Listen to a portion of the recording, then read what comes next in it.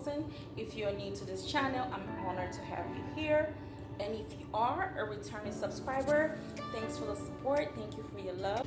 Now, as a beginner in the fashion designing, and sometimes it can be quite a challenge in getting all the supplies that you need to start, and you need something to practice with, you need something to perfect your skills. A craft paper, that is one of the supplies that you can use. Another is, for instance, if you do have hard paper like this, not too hard, some that you can also, if you have one of this, you can also use that, which is with what you have at home already, without spending so much on drafting paper, or because you're trying to learn, you're trying to practice until you get to a point where you can actually start getting your own and all the supplies that you need. But if you need something to practice with, and if you have shopping bag papers at home, you can definitely use one of this, and trust me, you will still be able to achieve the same result.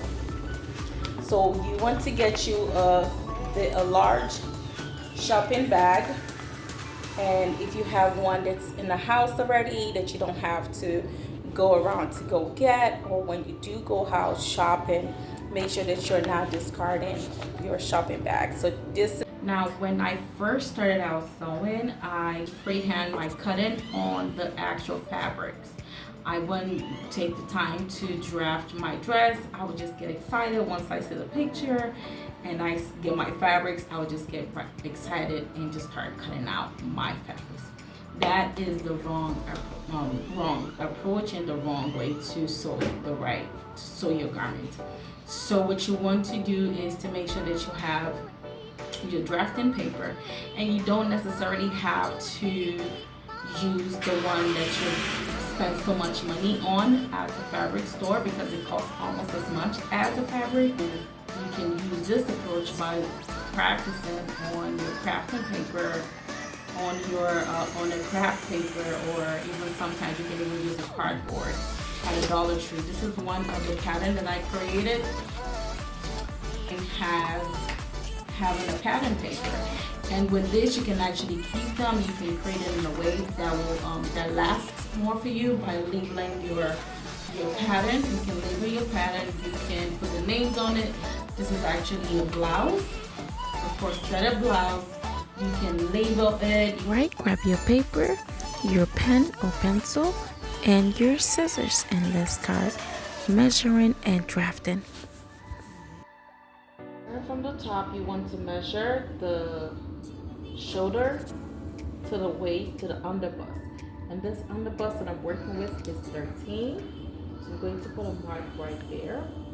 Now, under the underbust, I know that I need to have 4.5 inches, and that will be for the waistline. I'm going to label as W. I'm going to write waist, and right here I'm going to write U B, and that is for the underbust. And what you want to do, if you have a ruler, you take your ruler and then you draw a straight line to the, get your ruler and then form a line straight on the bust to the center front. You do the same thing for the waistline. Do the same thing for the waistline, okay? Now, extend your line. Make sure that your line extends all the way out. Okay? Now you want to go back again to the top. Okay? Keep in mind, we have the 17.5 here, which will be the waistline. So it depends on how long you want your top to be. So say, for instance, I want my top to be 22 inches long, which will come a little bit to the hip line. Okay, but if you want it to be like a crop top, then you stop it at, I would say, make it like 18.5, so 1 more inch. Okay, so form a line again. All right, now we're all going to go back. This is the center front, okay? So I'm going to put this at center front. I'll put it Okay, so for the center front, I'm going to go back to the top. And now what I'm going to do is measure from the center front to the nipple point. Nipple point is the breast point. So for this measurement, the breast point is 8. Now 8 divided by 2 is 4, because the fabric will be, the paper is unfold. So that will be 4 inches. Okay. Now I'm going to also do the 4 inches on the waistline. Measure from the center front, 4 inches. Okay. Now what I'm going to do is connect these two together by forming a straight line. Now this is all the breast point. It depends on the measurement. Remember, everything is based on the measurement. I'm going to draw the line also to the hip line. Okay. Now this line also, you want to extend it to the top of your pattern paper. Okay. Draw it. That's the line that's formed. Okay. So now 28 inches, and 28 inches divided by 2 is 14. 14 divided again by 2, you have 7. Okay, so again, get your marker, your pen, put a 7 right here. And again, remember, I'm measuring from the center front. All right, so what I'm going to do now is to connect. This is the bust. Okay, that's the bust line. And this is the waist line. And I'm going to also measure or add in 2 inches from this point to this point. I'm going to make it 2 inches. Okay. Okay. Be 2 inches. All right. So now extend that 2 inches to the sewing allowance. Sewing allowance here, sewing allowance there. Extend it together, bust up, waist down. Connect the line like so. Okay. All right. Now the waist hip line is a bit wider, and that is almost the same as the bust, which is 36. So I'm going to take my tape, measure from the center front for 36, which is going to be 9 again. Okay, 36, yeah, 9. So with the 9, I'm going to add in 2 inches. Okay, 2 inches. That will be again for the sewing allowance. All right, now this is the actual waist number measure. I'm going to extend the line to the 9 inches, and I'm going to do the same thing for the sewing allowance line and connect it from the sewing allowance waist to the sewing allowance on the hip. Okay. All right, so that is what we have so far. So for the cup, to get out the darts, we're going to measure 1 inch and a half.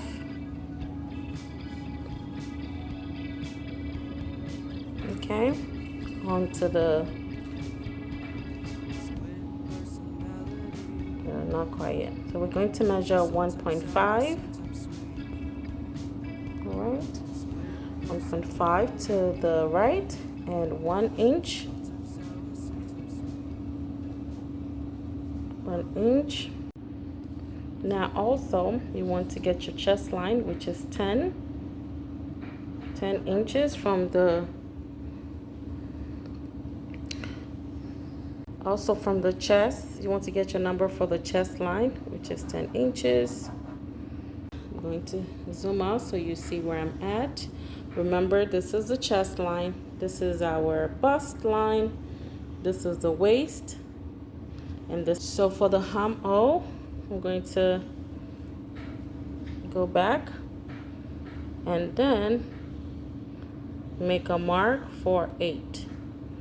Okay, so that's the arm O, that's the arm O line right there. Again, get a ruler so you can get your line to be straight. And now what I'm going to do next is to take the tape, and then from the chest line, okay, I'm going to measure from chest line to the waistline, which is, as you can see, is 8 inches. Perfect.